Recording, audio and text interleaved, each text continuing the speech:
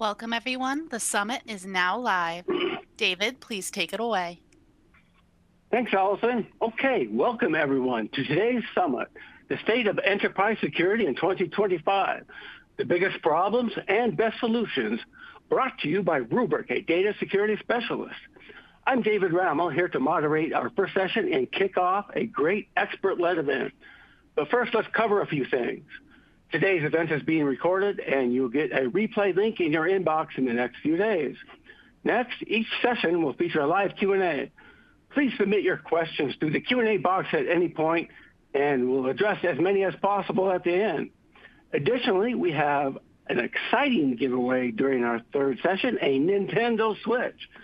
To be eligible to win, you'll need to stay on until the end. Now, don't forget to explore the resources linked in your console. They go beyond what we'll cover today, including in-depth details about Rubrik, links to product demos, contact info so you can connect with some of our experts after the event ends, and more. And again, a big thank you to Rubrik for making this event possible. Their commitment to this community is what drives events like these. Now let's kick off the first session, top challenges to securing data across hybrid and multi-cloud. Our presenter is Chris Spinks, the head of operations for CTI company, Cyjax. He's also CEO of his own company, CyberForce Services. His experience comes from working in the cybersecurity space for the past decade, both from within UK law enforcement as a detective sergeant on police cyber teams and private sector. Chris has continued to lead teams with the cyberspace, bringing new talent to the industry through diverse recruitment strategies and rocking the cyber skills gap boat with new thought leadership and insight. Chris, it's great to have you here. Please take it away. Hey, thanks, David, and thank you ever so much for having me along. Yes, it's been a good career coming through, as you've said, really varied career, and I'll talk about that in a few seconds. But I would very much like to start by myself thanking Rubrik for having me along, a fantastic sponsor, and I know real drivers in this community. So a real privilege to be here, and yeah, absolutely wonderful. I was a police officer for 23 years. Normally I would talk about top challenges in securing data across hybrid and multi-cloud and jump straight into it, but actually this is going to be relevant. So I was a police officer for 23 years and worked across the UK, both in the good old bobby hat, walking the streets of our cities, and then moved into the covert roles where I was working with surveillance teams and undercover units, which was a lot of fun, always tracking threat actors, as we now call them, but criminals on our shores. On our shores was really useful because, generally speaking, we knew who they were and we knew what they were doing, and we could usually catch them in the act, which, as a police officer, is pretty relevant. And then I moved into the cyber area. I love cyber, I really do, but no one else did. And so when it came down to volunteers to start up new cyber teams and innovation teams working across the technology space, it was less of a case of me stepping forward and more a case of everyone else stepping back. So I was left then with the wonderful opportunity to develop new teams to target criminals acting in that cyberspace. And this really was the revelation, because even back then, and I'm talking a decade ago, the cyberspace was not a UK-centric thing. The cyberspace was very much global, very global. Still in the good old days of Anonymous, when they were busy, and as Anonymous we are Legion friends. But as I started to work across those cyber teams, we really saw the cyber threat landscape change. And that was what really gave me the experience to look at what those top challenges might be and get first-hand experiences of what do we do about it. And 3 years ago, I decided that I wanted to jump ship. I wanted to give myself a bit more of a challenge. Not that there is much more of a challenge than being law enforcement, but I wanted to start my own business.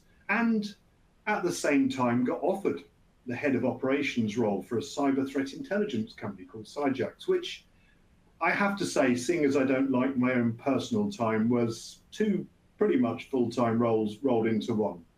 So whilst my family never get to see me, I do spend a lot of time looking at challenges and, well, helping our clients secure their data.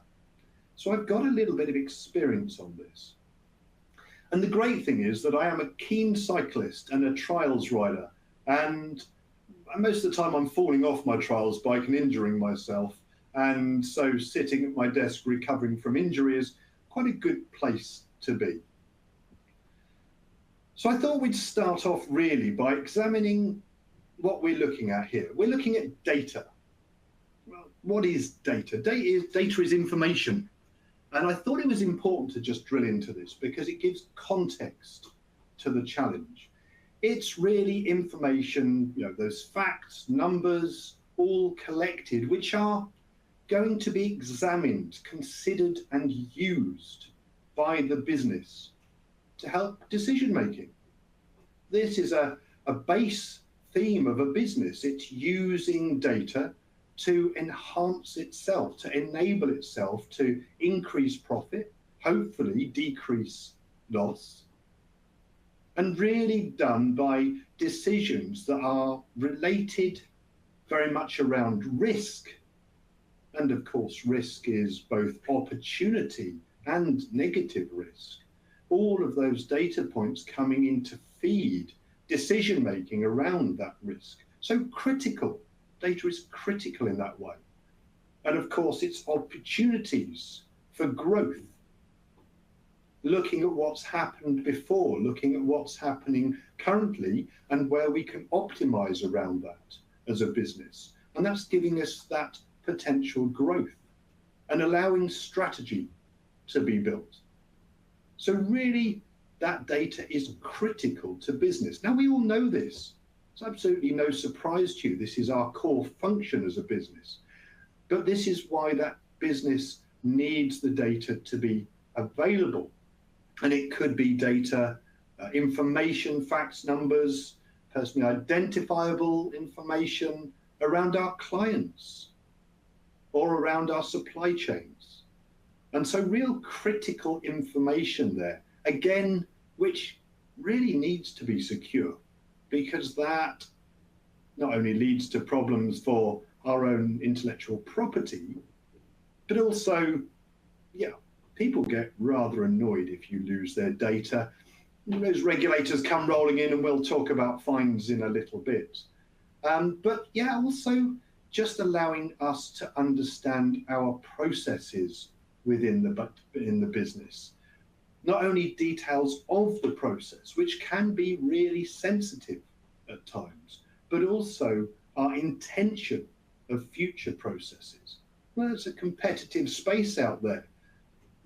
The challenge in securing that is real, to not only secure our future opportunity, but also stop others getting that competitive advantage. So we're really looking at CIA. And not the CIA that infiltrates the world and does some wonderful work, but confidentiality, availability, and integrity. Now, as all of us are practitioners and data experts, we're all well used to our CIA acronym. But we just want to spend a couple of minutes thinking about that, because this is what we're trying to secure for. Now, confidentiality, available, and integrity are they're opposing forces sometimes.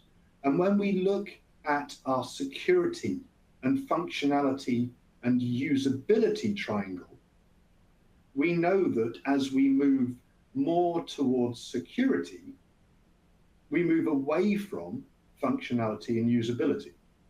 So if we then move more towards usability, we're going to detract from our security and functionality.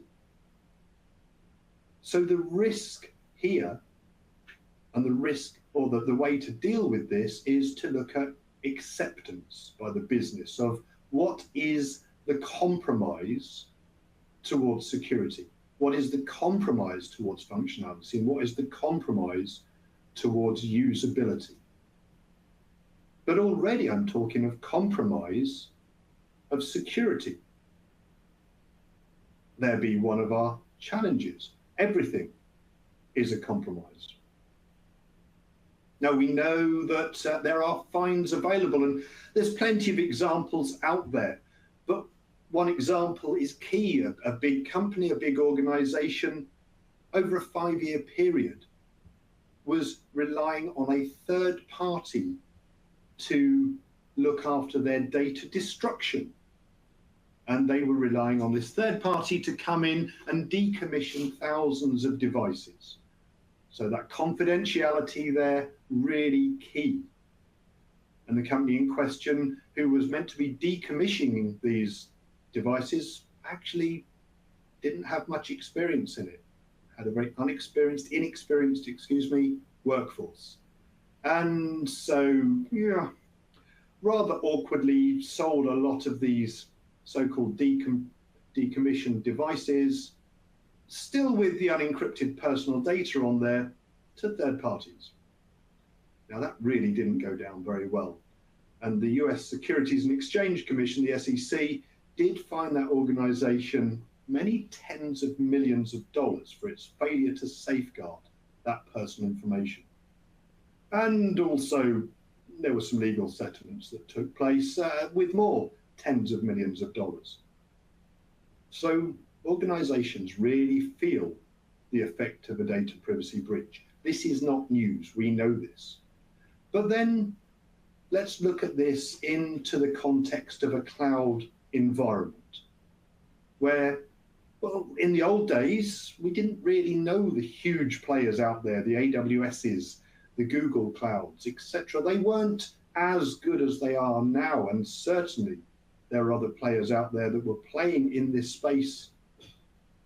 But really that data destruction piece was out of our hands and still remains something we need to be vigilant of.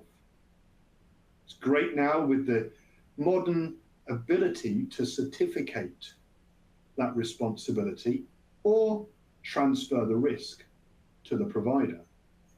It's great to have that knowledge that our players are doing this really well, our cloud providers are doing this really well. But if one goes to some of the cloud providers out there that are smaller, new to the game, how do we know that? Because data destruction costs money. And there's always a demand for profit over loss. Now, we do know that data integrity side is crucial. And if we take pharma, for example, pharmaceuticals, we've got regulations in this space that are increasing the data integrity. Now, between 2018 and 2022, there were 2,519 warning letters issued by central regulators to companies involved in pharmaceuticals, just in relation to integrity. So we know that governments are really taking note of this. And of course, in the US, fines are available for up to $1 million. That's a significant fine. So let's just look at who we're securing this against. And what is the environment we're working in? Well, the challenge of the environment is these darned mice. And yet not the small furry rodent that's cute, but actually money, ideology, compromise, and ego. These are the motivators that drive people to want to become an insider threat, to have to become an insider threat, to want to commit crime, to want to monopolize and monetize our data. And we're really in a perfect storm because globally, money's tight. We've got food banks through England and the US. We've got hundreds of thousands of homeless out there. We've got people struggling in the global economy. So we know that money is really tight. And we know that there's an awful lot of ideology and very highly charged ideological thoughts going through the world at the moment. We've had Russia walk through the doors of Ukraine in 2022, causing mixed feelings on both sides. And then COVID. Well, not then COVID, crikey, COVID came before. But this was people who were inside with COVID and were used then to working in a remote environment with conflict happening around them. And these people were picking up on social media and being driven by extremist views and being driven by the algorithms on social media. So that challenges that our threat actors, the numbers are growing. People are getting involved across the world. We've got people compromised left, right, and center. It could be just that good old-fashioned compromise of credentials, or maybe it's a compromise of security keys. But now with the prevalence of info-stealer malware, we know that it's not just that gets compromised, but also a compromise of lifestyle of people. And this can include compromise of lifestyle of our staff, of our domain admins, of people that are key to our infrastructure. And when I say compromise, just consider for a minute that your device is compromised by this stealer malware. And the stealer malware is hoovering up all of the information that you put on that device. It could be where you're logging into your work environment. It could be when you're logging into your Hotmail or your Gmail account. It could be you're logging onto your banking. And these are not great compromises. Or it could be you've just logged onto some porn sites. Yeah, maybe that wouldn't go down well with your other half. Or actually, if you just logged onto a swingers site or even adult friend finder. So that ability for the threat actors to leverage this becomes greater. Or one of the more extreme examples, and I've seen this on the data that we have access to, people logging into child sexual abuse material sites. Well, this can be leveraged everywhere, from state level to hacktivist, to kids on the street that can get hold of this information. So compromise is a real risk, and all paying into this perfect storm. And then, of course, there's ego. Well, we do know that our hacktivist friends at the moment are doing everything they can to get noticed. And everyone from Anonymous Sudan, who were there and then weren't there because the FBI took some out, and some great indictments in the US, and now actually have reared their faces again, all on Telegram, are really busy in that ego space, boosting their ego as how great they are, likely supported by state level in some cases. But a really perfect storm of all that money, ideology, compromise, and ego working together to cause us some problems. And what's the state? What's the size of the problem we're talking about here? Well, the IMF have reported that cybercrime will cost the world $23 trillion in 2027. That is an awful lot of money. That's an awful lot of risk. All of us are securing against that. So let's examine briefly what we're talking about here. We're talking about hybrid cloud and multi-cloud, polycloud.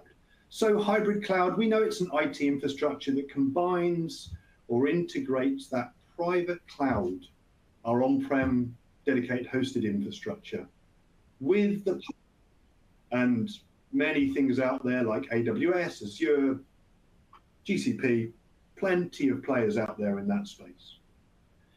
And this is a really good opportunity. This is where we started to see the data migration, the digital transformation taking place, and data migration across to well, environments that weren't necessarily in our control, causing challenges.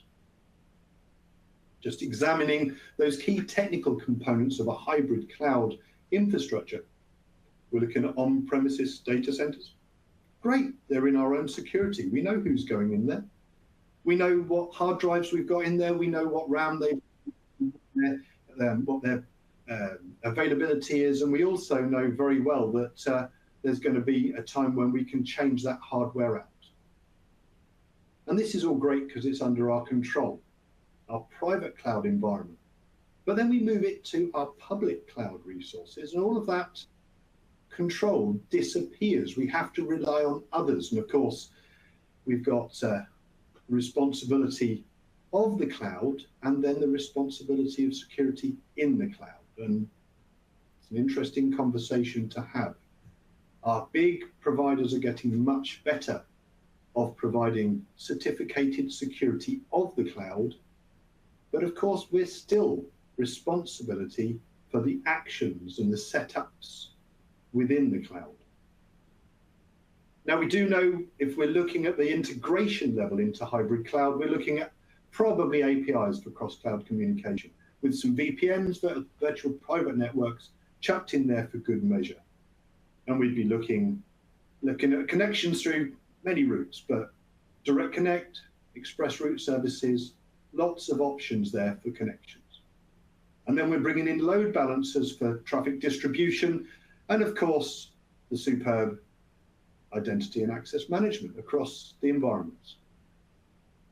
And there's lots of orchestration tools for helping here, whether it be through Kubernetes or Terraform or infrastructure as a cloud, lots of different options for managing those cloud platforms. And then, of course, within the hybrid environment, we are looking at monitoring and logging solutions because we need to know what's going on. I'm running through this because I'm knowing you know all this, but I'm trying to highlight all of the challenges that are coming in and just give that reality of the journey that we've come through the different cloud states. Now, common architectures within hybrid cloud could be burst architecture, where really you're running your base workload on a private infrastructure and you're bursting to public cloud during peak demands. And it could be just setting up for the Black Friday traffic and using AWS to take some of that demand. Really useful. Could be data sensitivity splits with sensitive data within our own private cloud environment, and public-facing applications like public clouds taking a lot of the workload that isn't sensitive. And healthcare providers, really using that and keeping patient data on-prem, but running their websites, etc., on public cloud. So you see that split coming through the current environments, but everyone's doing it differently. And no one agrees with the best ways because it's a competitive space. So everything changes all the time with the value, the security, the opportunity, the apps that are available, everything changes. And of course, we could have a dev and test environment, putting that development up into the public cloud for the fast build opportunity that gives us, but keeping production in the private infrastructure. Really good way of enabling fast innovation and fast prototyping whilst maintaining control. But of course, we're already thinking through those challenges. That's a complex security management system. Network latency between the environments is going to become real. And data consistency, of course, as we look across the cloud and our on-prem area, we need to know that the data in both has that integrity. And then we've got to look at skills as a challenge. The skill requirements for running multi-platform approaches are high. And then look at what it costs. We've got to track across those environments to understand the costs, and really understand what it means to the business further data points. So let's have a quick look at multi-cloud, or polycloud as people call it as well. And we're looking here at multiple public cloud providers using combinations of our AWS and Azure, GCP, Oracle Cloud, all these really great providers, and maybe bringing in some of the smaller providers as well, those that are really entering into the space with cost-effective solutions. But are they secure? What level of assurance do we have across those environments? Now, there's always benefits. Fantastic to see the different offerings and the services from each provider. But at what cost? And of course, integration and management across all of those cloud environments is going to be something which is managed by the user. Because cloud providers, funnily enough, when you're with them, they don't want you to use other people because that costs them money. So the key technical components of a distributed cloud service are really that compute resource across the providers, giving us real opportunity, allowing us to maximize the use of each of those cloud places, cloud areas, and allowing us to maximize the cost effectiveness of storage. But they've all got different networking configurations. And all the platforms, the UX, the UI for each of these areas can be complex. Now, of course, again, we're looking at cross-cloud APIs, and we're potentially looking at service mesh implementations to get ourselves working, to get communications happening. We are going to need an integration layer of cloud agnostic tools so that it can cope with the multitude of suppliers out there. And the choice of these tools can be a challenge because cost can be a barrier as well as an enabler.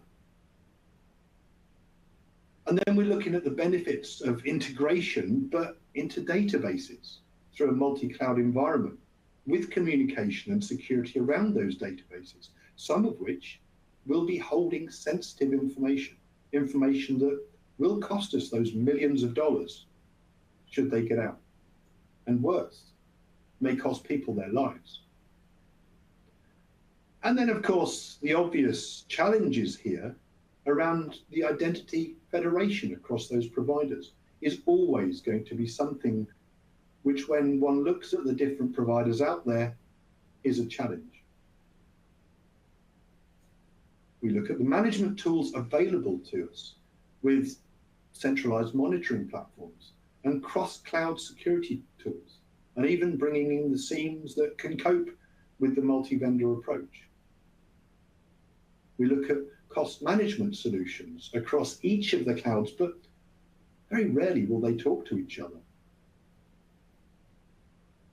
So let's just have a quick examination of some common architectures here. We could look at best of breed, which is using each provider's strongest services for their benefits.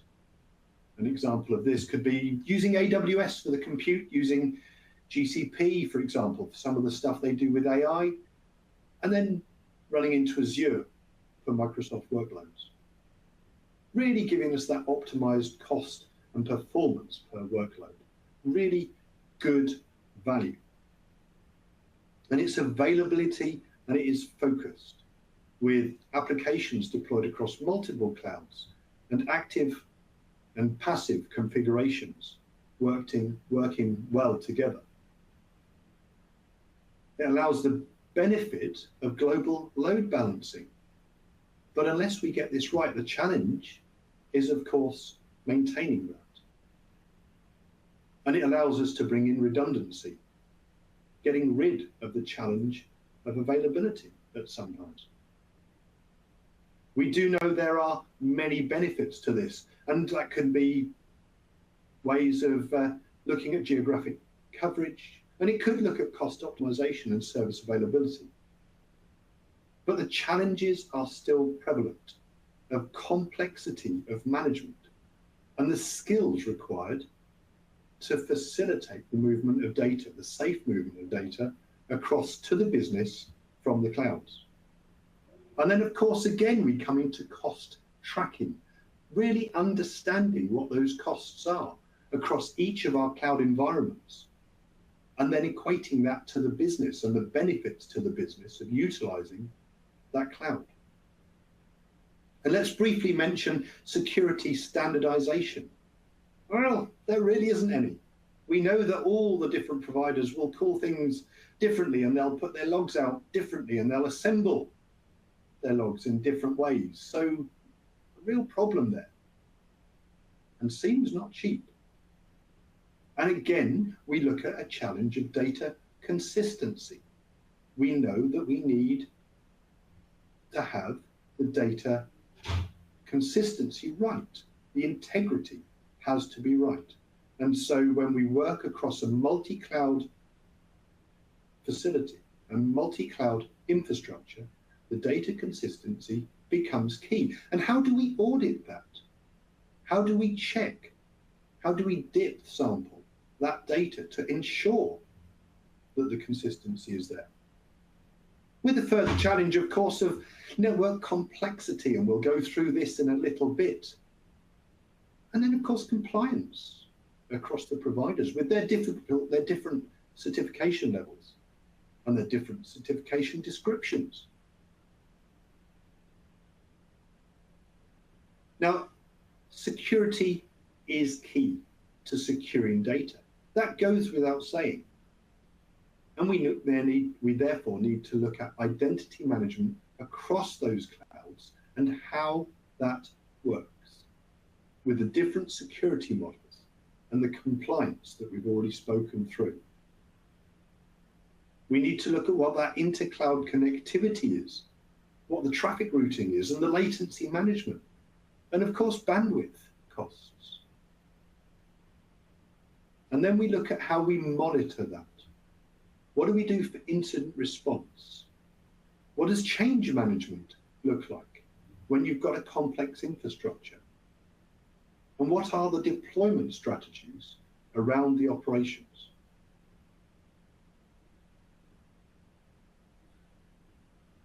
Now, back in the 1980s, in Britain, we had a pop group called Salt and Pepper. And they did a song, but this time we're going to call it Let's Talk About Edge. Edge computing, great stuff.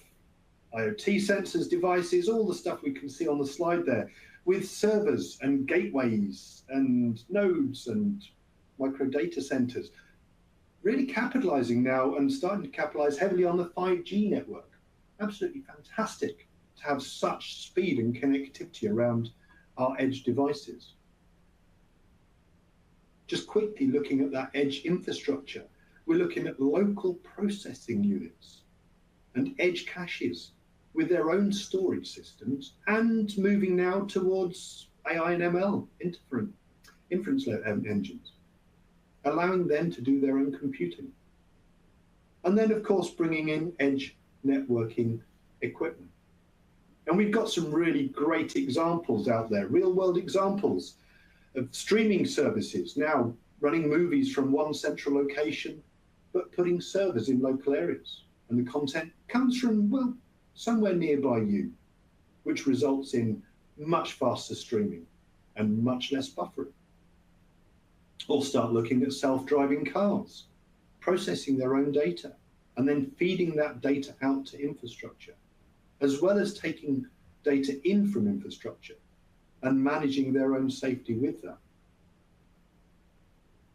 And they can't afford to wait for data to go to a distant cloud and back to process it. They have to have that capability for that safety factor. And they need to process that information instantly. They're making split-second decisions on sometimes life and death matters. And we've seen some mistakes on that one. But it's important they have that computing power right in the car with them, because, as I say, those split-second decisions are vital. And then if we imagine the smart cities that are really taking off around the world, even traffic lights process data locally. We've got security cameras that analyze footage on site. And this is really reducing delays in response time. And of course, because the computing is done locally, we're not sending data to and from cloud centers, and so it's great for saving internet bandwidth. And we look at the reductions in latency, going down to 1 to 10 microseconds from 50 to 100.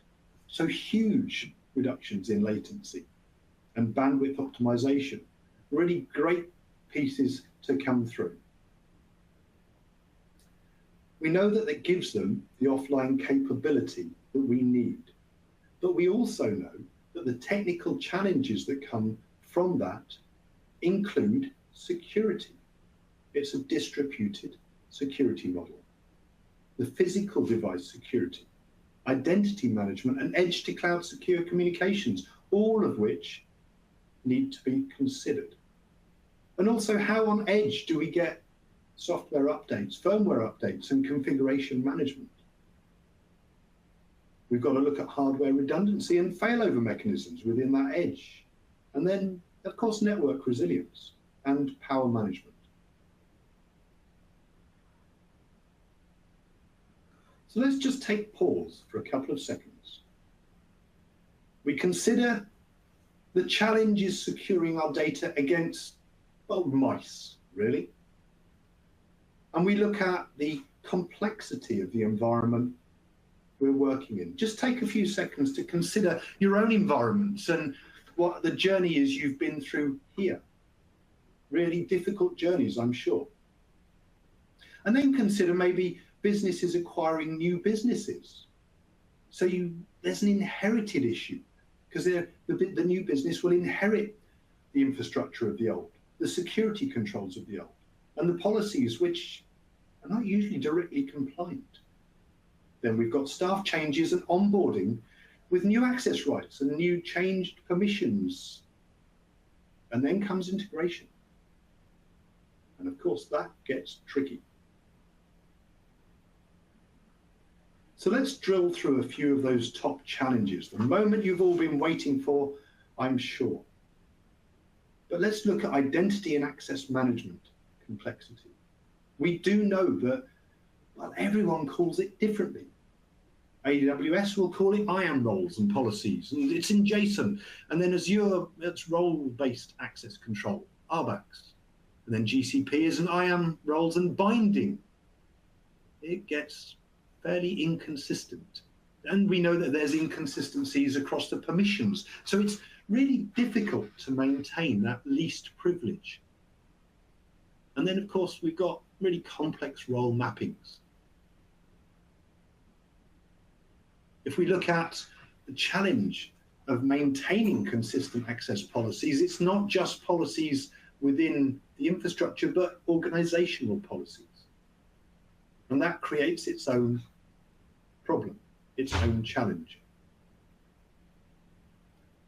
Now, we look at a fragmentation problem.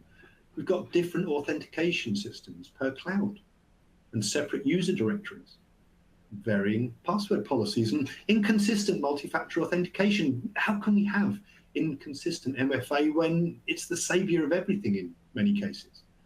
And then, of course, we've got implementation risks where users' access is not uniformly secured and credentials are managed differently with security gaps between the systems. And then, of course, we've got PrivEsc, privileged escalation. Users might have different permissions across all the clouds. And really, we've got key concerns here, haven't we? Because you're trying to achieve least privilege, but it's not uniform. We do know that combined permissions could create unexpected access paths, and that can be exploited through the mice. And we do know that, for example, read-only in AWS, but admin in Azure could lead to data exfiltration. Key thoughts on IAM. And how do we bring in a new employee? Well, they have to be created in each cloud and different processes per provider with risk of missteps, and offboarding a leaving employee can risk not offboarding properly. So those policies come as real key challenges.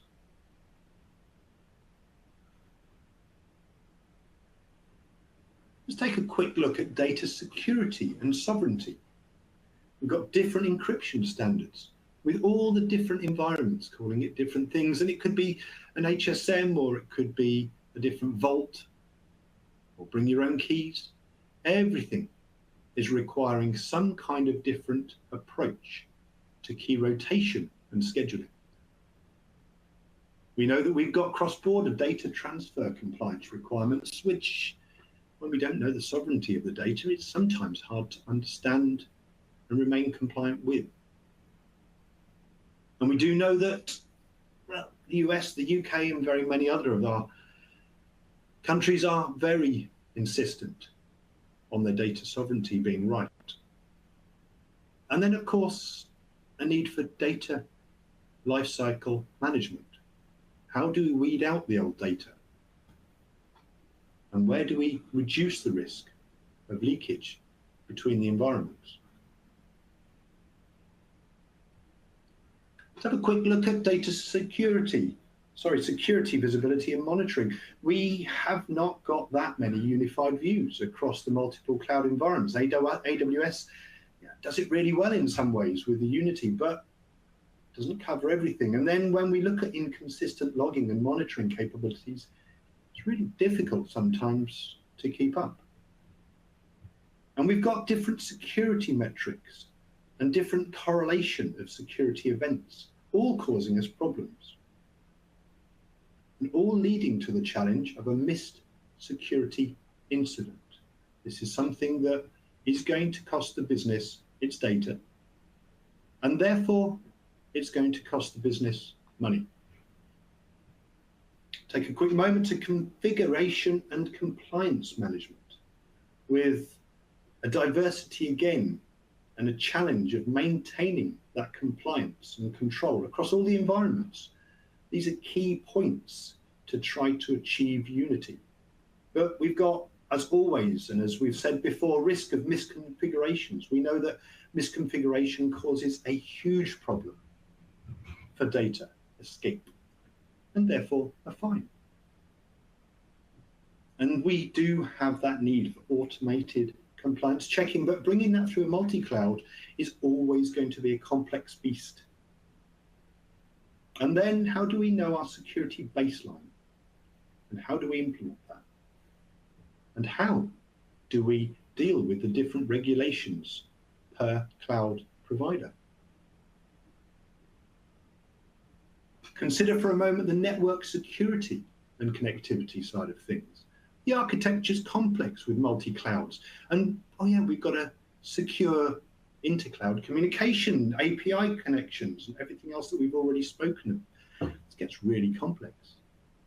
And then we've got risk of exposure through misconfigured networks, missed security policies, everything we can see here as our top challenge. And securing that hybrid cloud interconnection is difficult. But when we get it wrong, incident response and recovery is really difficult. It's a key challenge. And it's a challenge, which, well, coordinating that response across the multiple environment is tough. With consistent backup strategies, which cloud do we back up to and how often? With disaster recoveries, each of our recovery plans need to be consistent, and that in itself causes problems.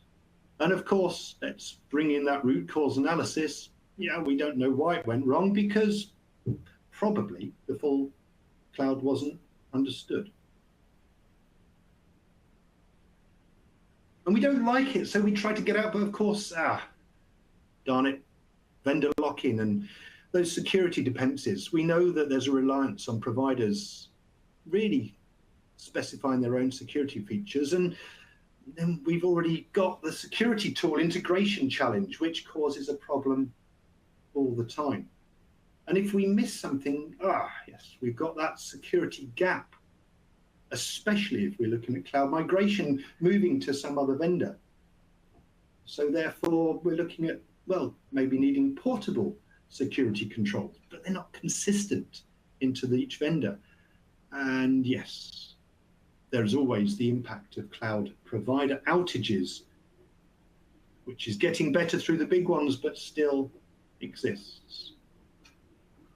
So finishing off, no one knows how to use all of these things, and the skills gap is huge. So we've got recruitment strategies that need to keep up with this fast-changing world, a world where we'd already identified that there were issues, and now we move to one where there's issues that, well, our workforce doesn't know how to solve. So just to finish with, as some key recommendations, it's really around an implementation of a unified identity management process with consistent security policies and deploying that centralized monitoring solution that really helps us do everything, including an automated compliance check. And then developing those comprehensive incident response plans through the business is going to allow us a secure posture with regular security assessments, allowing us to divest that posture as needed. And then, of course, trying to remain vendor agnostic on our security controls, which that's a difficult task. So from me, I hope you've enjoyed the quick journey through what I see as the challenges of securing data across hybrid and multi-cloud environments. And I think we've got a little bit of time for a few questions. Yeah, we got a lot of questions. Great stuff there. And let's get through those. We have a few minutes, and we'll answer as many as we can. First question comes from Paul in the audience. There's a large and growing gap between the demand for cybersecurity professionals and the supply of qualified candidates to meet the current challenges of enterprise IT/security. Is automation and AI-driven solutions, an essential part, the answer? That's a really great question, Paul. And the simple answer is no, maybe. Ah, what a great answer that is by that British guy. Well, my reason for saying maybe is really because it comes down to cost. And then it comes down to reliance on automation and AI-driven solutions, which, whilst good, a lot of solutions out there are saying AI and say AI-driven, but yeah, in truth, the AI is minimal and there's holes in that solution. So the bottom line here is getting a workforce you do trust, who are not only those cybersecurity professionals who are qualified to meet the current challenges, but who are also qualified to understand and audit the tools you're bringing in. And if they happen to be an AI-driven solution, then absolutely fantastic. But we as business owners and business staff should not be relying on AI. It is able to see the threat, as long as the threat is presented to it properly. But I still maintain that there is no substitute for a skilled workforce that's constantly going through that continued professional development. And some of that is the security testing and exercising, which we've mentioned in a couple of slides. So I think that's probably the answer of maybe. And I realize I've used the words probably and maybe in the same sentence for an answer. What a great one. Okay. Next question comes from Lynn in the audience. What are the biggest challenges when it comes to securing data in transit and at rest across different cloud providers? That's a really great question and absolutely true. The biggest challenge, of course, is keeping it secure. We saw through MoveIt and our ransomware group, Clop, of course, made ransomware boring a couple of years ago in May 23, where effectively they found a 0-day into a piece of software which was used to move data between providers, between customers. Not the only reason, of course, not the only way of moving data, but it shows that a lot of our data movement is done on things which are coming down to rudimentary code. And we did see as a cyber threat intelligence company that whilst some companies out there had encrypted the data before they put it onto this service, an awful lot didn't. So reliance on encryption from a service is in itself a big challenge, because if the service is breached, then that's a problem. But also one could look at APIs and the use of APIs and keys across multi-cloud vendors, and then configuring those APIs to talk to each other and remain secure is in itself a problem. And we know some great places out there to develop APIs. I won't go into the big vendors, we know who they are. But of course, within that environment, we see the revelation of keys that in that dev environment have been left, have been forgotten about. And yeah, that's the encryption broken. And we also know that, well, developers do tend to leave some of our security keys open and available on, well, GitHub and various different places, which with the right scanning can be found. So yeah, lots of problems with that encryption side. And I think that the biggest challenge really is understanding the environment that you're transiting your data in. As long as you understand that environment and you test the environment and you encrypt at rest and in transit as best as you can, then you've done the best you can. But let's face it, security in the current day and age is not if, but when. And that's where we need to stand up to the regulators and say, we did everything we could. Okay, let's try to squeeze in one more question here from Shrikant in the audience. I hope I'm pronouncing that right. He asked, what is the number one recommendation for threat detection and prevention? Well, number one recommendation for threat detection, I'm not going to answer that question, because for me, it really depends on the environment. But the one recommendation I'm going to make is visibility. Whether you're in a multi-cloud or a hybrid cloud, or you're using Edge, you've got to have visibility of those logs, and you've got to have a capability to digest them and react to them. So whilst I won't make a recommendation for any product or any solution, visibility is going to allow prevention. So hopefully that gives you an answer to that question and gives some food for thought around what your main aim is going to be when you're deciding on a product or a solution. Okay, great. Let's wrap up with one more question. What are the primary data governance risks in hybrid cloud deployments? Well, really, I think on this one, we're looking at tracking data location. Governance is all about the sovereignty and managing that data lifecycle. And so for me, I think tracking data location and managing data lifecycles is really key. But also we've got to look at ensuring that there's consistent data protection policies across the multiple cloud platforms, which is really always going to be key. And I mentioned policies during the conversation and during the presentation, because it's going to always create significant governance complexities in what we're doing.